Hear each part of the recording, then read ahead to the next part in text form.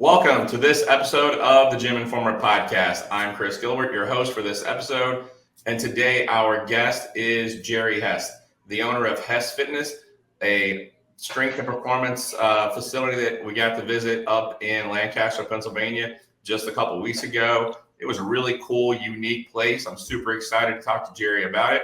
But before we get started, let me show you the pictures I took when I was at the gym.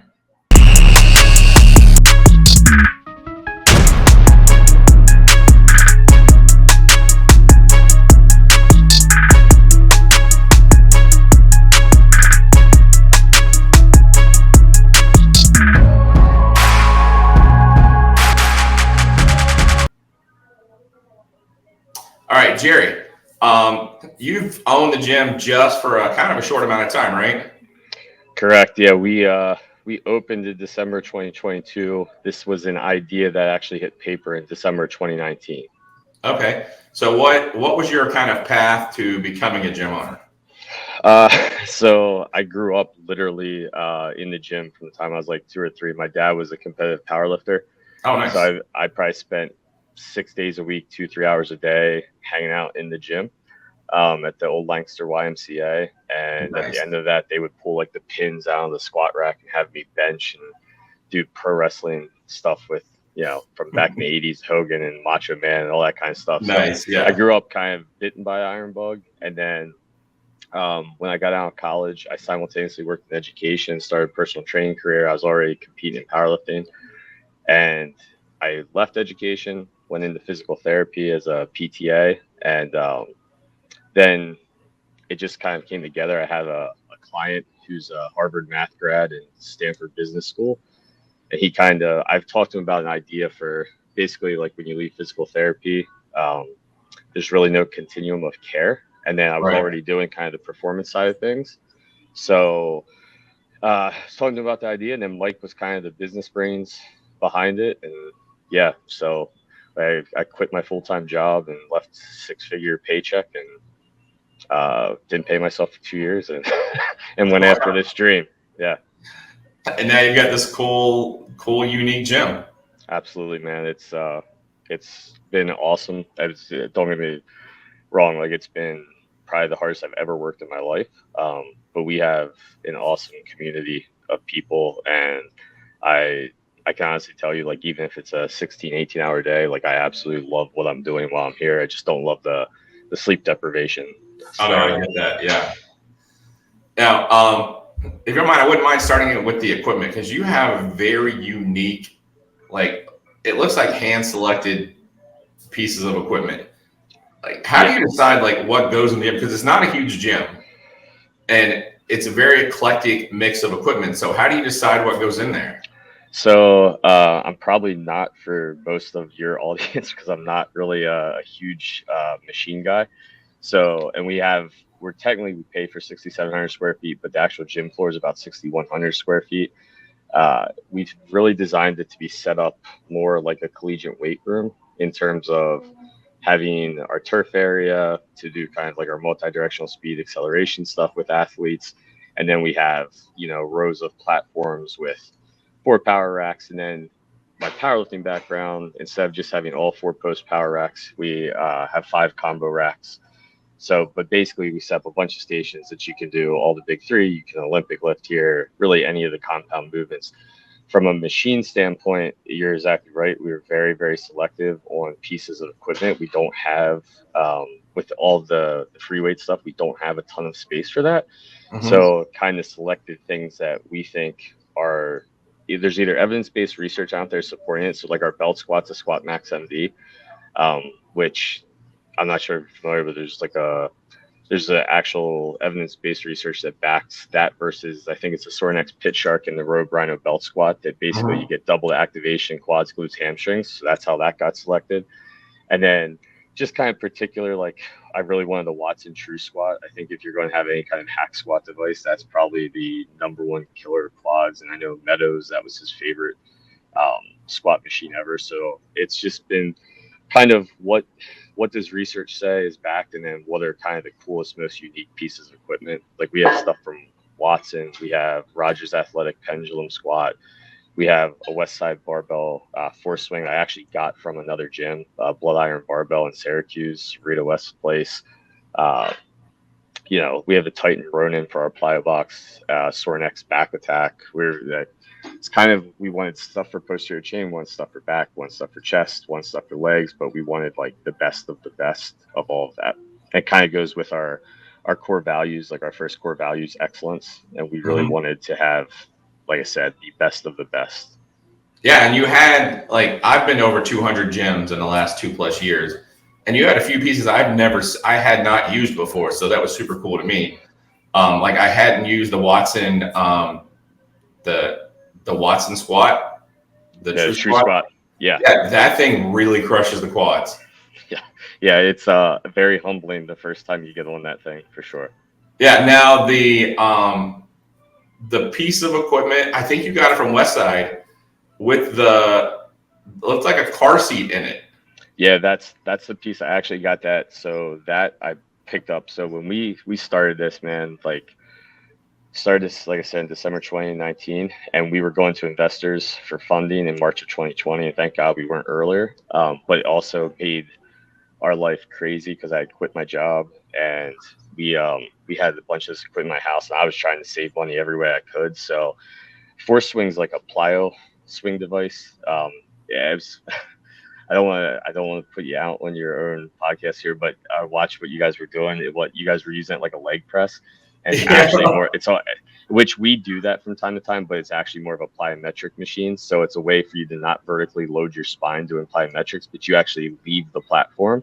And then and then if you throw bands on there, you get an overspeed eccentric coming back in and accommodating resistance going back out. But it's everyone that comes in here looks at that thing is like, it's trying to figure out if it's a leg press and doesn't know what it is. But that's a piece that I drove to Syracuse and got from Blood Iron Barbell. Rita was selling it, and she had a pretty good price tag on it, so made that trek up there. And like I said, I've been to DMV Iron. I bought 2 combo Rex from Leo. There's tons of stuff that we went all over the place to find.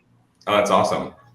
Yeah, that plyo piece, like that makes so much sense now that you explain it, because we were loading it up, and I'm like, this can't be how you use this piece of equipment, because you just can't load enough weight on it to use it like a leg press or something. I'm like, it's got to be something else to it. So when we use it as a leg press, we definitely put like a bunch of band tension on, so you can't leave. But I mean, you could load that up with, if you're even remotely strong, you could probably put 600 to 800 pounds on there, and you're still going to leave the platform. Like, it doesn't feel like a leg press, but it is funny to watch. Some people get confused by that thing, for sure. Yeah, we definitely were. That's so funny. But I used a piece similar to that at a different gym that was more like sports performance, and it was kind of a leave the platform piece, and it was more horizontal. Like it was almost more like a hack squat to use to like leave the. Probably a Bearcat is most likely, like, you don't squat type deep, has a big chain on it. Yeah, that's a pretty awesome piece too. There's actually one in Mansfield, Pennsylvania. I'm always keeping an eye out for new equipment. So I'm an equipment geek. We just don't have a lot of room left to put stuff. Yeah, this one was in a gym where the Colts offensive line trains. So I was geeking out in there being a Colts fan. Yeah, man, that's awesome. So so the atmosphere in the gym, it's a very like inviting and friendly atmosphere. You've got some hardcore pieces of equipment, but it's really a non-intimidating environment. Is that what you were going for? Certainly purposeful. I won't tell you. I mean, you were in on a Sunday, which is definitely like a more docile time. We're basically, this is our motto, and this is probably going to seem a little bit more hardcore. If you are trying to be the best version of yourself, whatever that is. So if it's like you've never been a gym goer, and we have Division I athletes here, we have pretty high, like I'm going to Malta with a kid I coach, who's in just won high school nationals in powerlifting. If you're trying to be the best version, whatever that is, this is the place for you. We don't want like the Crunch Fitness crowd. We don't want the people that are paying $30 for a membership, and part of my life is like they don't give a shit. Right. We want a community of people who care about their results and are looking for the excellence in that. But we wouldn't really be very tolerable of, kind of the, how many more sets you got, bro? That type of thing. So Right. certainly we're trying to be inviting to everyone, but inviting to a population of people who are really invested in whether it's their fitness journey, their high level athlete, high level powerlifting, etc. No, yeah, that's really cool. Yeah, and the people that we met on the Sunday that we were there, it was a lot of people spoke very highly of you, very highly of the trainers. A lot of people talked about how they had injuries for years and they work out in your gym just for a few months and now they're like actually looking better. Yeah, that's so the background in physical therapy, like I said, was one of the things that really gave me the idea is, we work with people in therapy and then it was like, you discharge them and you have, oh, here's your home exercise program or whatever, and everything's 2 sets of 10. And it's like, okay, what do I do next month when I'm not seeing you guys? And say it's an athlete that's coming off an ACL, well, you're going back to probably the same high school strength conditioning program where even like the best strength coach is completely overwhelmed. You have 50 kids in the weight room, 45 minutes. There's no way you're seeing everything. Right. Or someone that's going back and just finding, I mean, this, like the bar of entry for personal training is super, super low. Mm-hmm. Like anyone watching this could probably become a certified personal trainer by the end of the night. Doesn't mean you know what you're doing. Yeah. So those It's like people, real estate.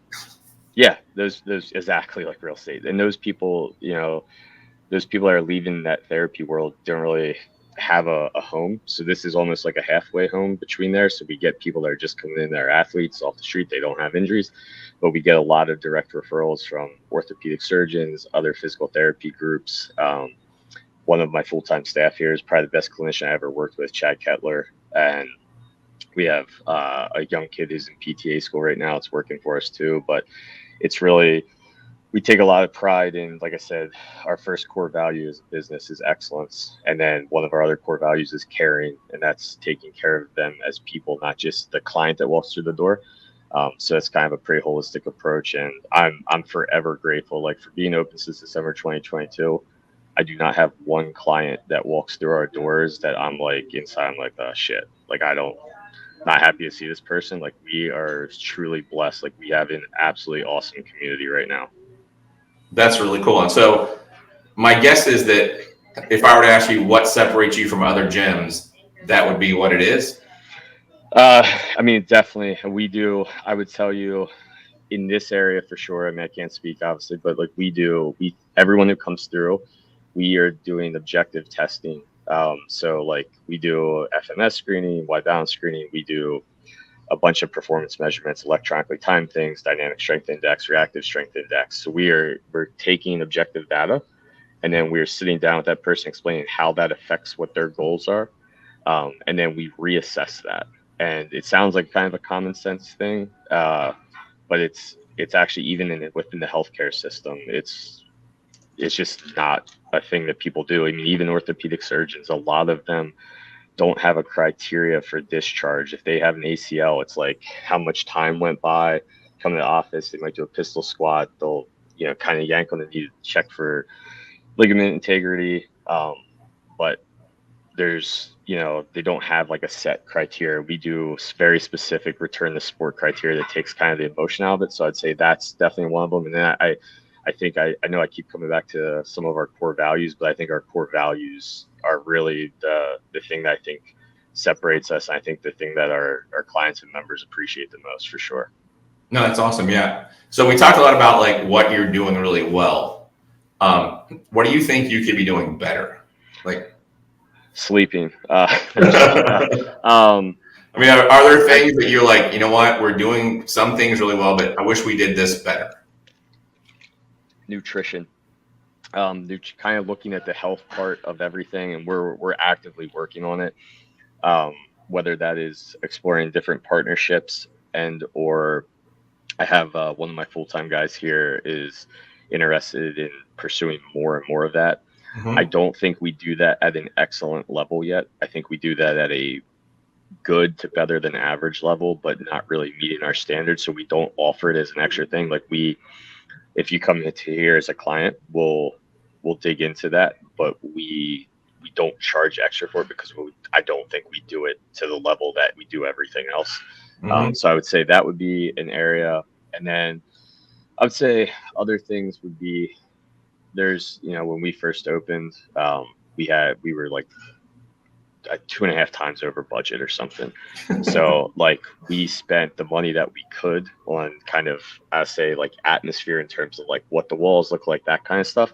But putting that up at the same time, it's funny, like I think like for me, like we purposely don't have mirrors for two reasons. One is because it doesn't apply to anything athletically or sports performance, and two, I don't really want to invite that atmosphere of like being obsessed with like a posing room and shit. I know it's popular and we'd probably get more members, but I would say just maybe a little bit more into like the way of the decorating part of it. But it's also the thing I probably care the least about, and it's probably why we haven't done it. No, again, I think I actually commented about that. Yeah. Yep. Yeah. It's like literally like if people know me, like I'm completely no frills. Like I could honestly give two shits if there was anything on the wall. Like I'm here to train. Right. Yeah. Having been to so many gyms, I love that little extra effort, even if it's just like the mottos on the wall or something, I don't look. Some gyms way overdo it. Some gyms do it just enough. And some gyms, like, there's nothing. And when there's nothing, I'm just like, I wish there was something, Yeah, I just tend to, like, for people that know me or if anyone that watches this knows, like, we joke all the time, like, our posing room's going to be an IKEA mirror in the corner with a blanket over it. There's, just not my thing, which is probably represented in my personality is probably represented in here. But I do think for the most part, the general population that attends gyms wants that. Yeah, I know. I love it. I feel like when I go into a gym and there's like even just the mottos on the wall or something hardcore sayings on the wall, I'm just like, yeah, that's cool. Like, I'm going to get it today, So, absolutely. So you've been open for about 2 years. Yep, year and a half, 2. Are you happy with where you are? Like, what's the future of Hess Fitness going to be? Are you guys looking to grow just more members, add more equipment, get a bigger space, add more facilities? Yeah, there's a lot of stuff on the table. So I'm thrilled with where we're at. We're like, and not to dig in deep in financials, but like we turned a profit in the second month, which we did not think we'd be profitable in year one at all. Yeah, we actually surpassed our 36-month projections in terms of just about every available metric you could think of just after 12 months. So I am happy with that. I would tell you from a business standpoint, I need to do a better job getting our systems in place and kind of standard operating procedures. So that would be something I want to see improve. And then in terms of like our growth, I don't think we would ever close this location because if you're familiar with this area, we are like perfectly set. Like we really lucked out with our location.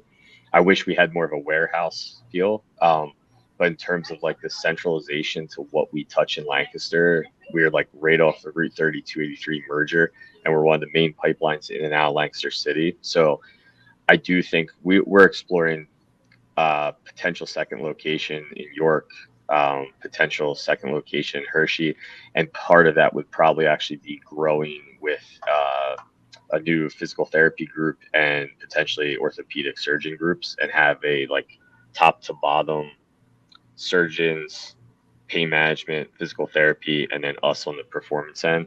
So a very big continuum of care. And I actually have a standing meeting every Saturday morning at 7 a.m. about that. So I don't know where we're actually going to head because part of that's up to me, but all that stuff's on the table. Yeah. Your location, it's interesting because it is like in a really good location from what I could tell. I mean, I'm not super familiar with Lancaster, but when you pull in, I'm like, oh, okay, this is going to be interesting. And then because I was just expecting, like when I pulled up to the building, I'm like, okay, this is just going to be kind of a little fitness center. Then I walk in, I'm like, wait, this is actually really cool. Yeah, so we're still not even super well known in this area. I mean, we're doing really well, but there's still, I would say, a very good chunk of the area doesn't even know we exist. And I'll tell you, like, we hear that a lot, and people walk in there like, I had no idea this was here, nor was it like this. We get people that walk in here and think we sell fitness equipment. And then before we were in here, this was a commercial store that sold school supplies. It was called the Education Station.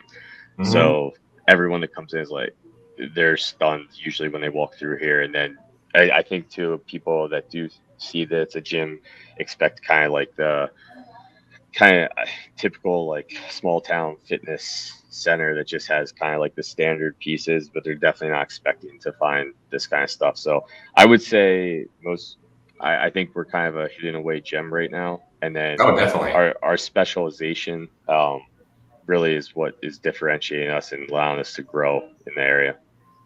Yeah. So I always like to ask, like the last question I always ask is, having been open for 2 years, I'm sure you've learned a lot of lessons.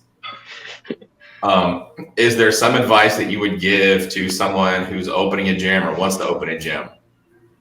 Oh man. So there's a bunch. I would tell you, number one, you better have a passion for like, you better absolutely love this. It is, if you're going to do this right, like you have to be 100% all in, and willing to take, like, it's a risky business. I think I just read a stat that said like 81% of gyms fail within the first 2 years. So it definitely has to be something where you're willing to go above and beyond. I think if you don't have a passion, you're not going to make it. Beyond that, I would tell you to surround yourself with people that are smarter than you and know what you don't know. So like trying to, like, I don't have any business background. So I was very fortunate that there's people in my life that I was able to get connected to that were able to help with that. And then I would say to follow your instincts once you collect that information. So like, I looked at this with a bunch of decisions we made. I always came back that I would collect info from people that are kind of smarter than I am in most areas, which is most everything. And I basically, at the end of the day, I'm like, if I'm going to fail, I want to fail having followed my gut.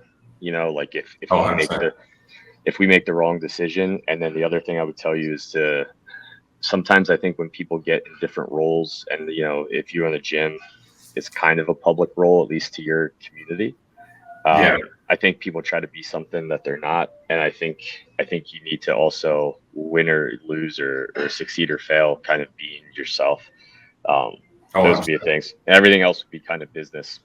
It would be all business advice, and but you'll learn a lot. You'll have whatever you think is going to happen is not going to be the way it unfolds, and you got to be able to pivot. Like we thought we'd have a lot more just base members that come to the gym, and we're ahead of schedule. We're doing well. But like, if I told you how wrong I was about how much personal training business we would be doing, like, and it's for the better, but I'm like wrong by like 90%. Wow. So yeah. And then that leads to its own set of problems too. But that would be my general advice: is definitely have a passion, surround yourself with smarter people, and then listen to what they say. But at the end of the day, like, it's your boat to steer and make decisions and you can live with. Because if you do fail or it doesn't go the way you want it to go, I'd want to put my head on my pillow, not second guessing that. Yeah, no, I totally get that. No, that's really good advice. So, is there anything else that you wanted to tell people about your gym that we didn't already cover? No, man, we're anyone that's in the Lancaster area, we're like you kind of stated, we're extremely welcoming. We have day passes, week passes. If you want to be the best version of yourself and you're in the Lancaster area, we'd love to have you. We love when people travel. We've had people travel from Maryland, like the little bit of word of mouth that we're getting. And then the other thing I would say is we wanted to do this in year one, but we do have our first sanctioned powerlifting meet in January, a USAPL meet. Oh, nice. We're working on, the goal is to end up hosting like 3 to 4 small meets a year. And then we're also working to, I have somehow we ended up having an arm wrestling practice here on Wednesday nights. I know nothing about it. I have a member that started competing in it, and he's has a club. But the goal is also, we're going to try to host a small arm wrestling competition, hopefully once a year. So those are kind of things to be on the lookout for. Very cool. So yeah, well, thank you for coming on. I appreciated it. And this was really cool. Awesome, Chris. Appreciate you, man. I think what you're doing is absolutely awesome. I'm kind of jealous of the idea. It's like Cooper with Garage Gym Reviews, man. I wish I would have thought of that one too. Oh yeah, 100%. So thank you. Absolutely, man. If you enjoyed this podcast, please hit the like button and subscribe to our channel for more great content.